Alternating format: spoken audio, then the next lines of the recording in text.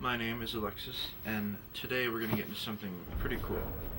We're going to do an unboxing, which is, I know, not extremely original, but if you're anything like me, and you're a fan of Halloween, whether that be the film franchise or the holiday, the season, whatever you'd like to call it, you're going to think this is cool. I used to have one of these, and this is kind of going to be a two-parter video. I don't know when part 2 will be coming.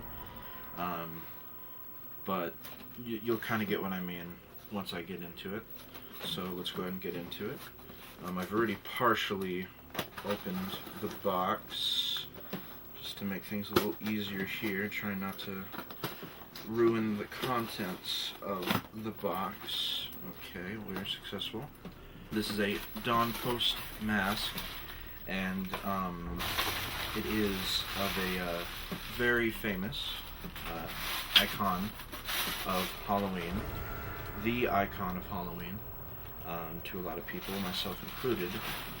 Though this is a particular version of that icon of Halloween.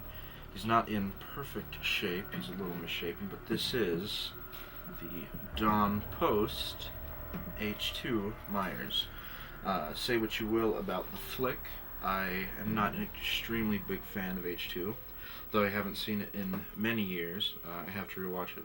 I'll do that sometime soon, actually. Now I have a reason to. This is, the Don Post H2 Myers. I believe this guy came out in 2010.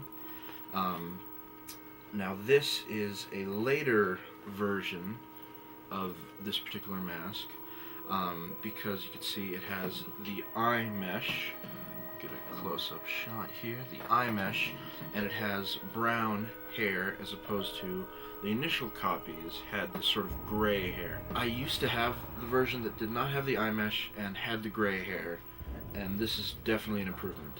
The sculpt is not extremely super insanely great, but for mass-produced Myers masks, especially pre-Trick or Treat Studios, it is very nice. When you're talking about Michael Myers, of course, a lot of us will prefer, myself included, the original 78 mask, the William Shatner painted white.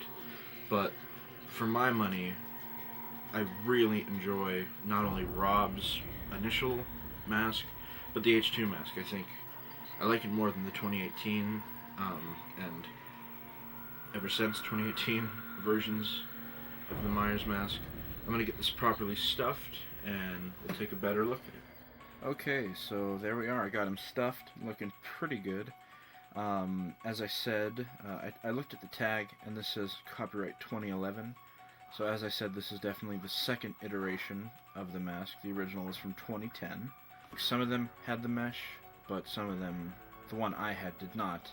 And it had that big clump of gray hair. I will say the hair is better than your sort of economy Myers masks that we all used to have as kids, the hair would come out in clumps and it would, I don't even know how to describe it. It would almost turn into dreadlocks in a way. Like, horrible. This is better quality hair, but it kind of looks more like human hair, kind of like a handsome actor or something,